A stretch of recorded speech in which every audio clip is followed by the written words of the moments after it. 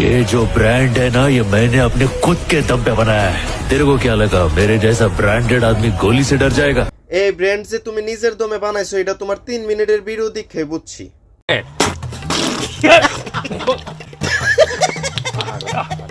तेरे को क्या लगा मेरे जैसा ब्रांडेड आदमी गोली से डर जाएगा? কাহিনীটা বুঝলাম না, ভাইয়ের শরীরও দিয়ে আবার গিঞ্জি আর লুঙ্গি, ভাই কি তা আবার নতুন ছবি বানাইছিনি?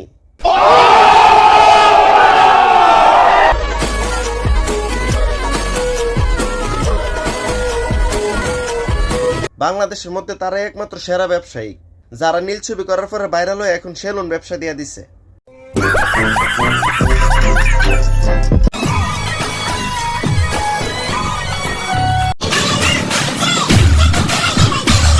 তারা যদি এই অবস্থায় আম্বানি দেয়, আম্বানি মনে মনে ভাববো আমার থেকে বড় লোক মানুষ কি এখনো আছে। তারা অন্যের কাপড় উল্লা পর্যন্ত ফরাই দিতেছে।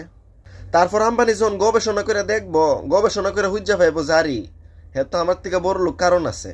কারণ হইল গিয়া সে তার বড়ি নিয়ে ব্যবসা করছিল, তারপর একটা নীল ছবি বানাইছে, বানায় ভাইরাল হইছে, এখন সেলুন ব্যবসা দিছে। এই কারণে সে এমন বিজনেসম্যান। এই কাহিনীটা পুরাটা দেখার পর আম্বানি বুঝবো, নাইলে জীবনও বুঝতো না।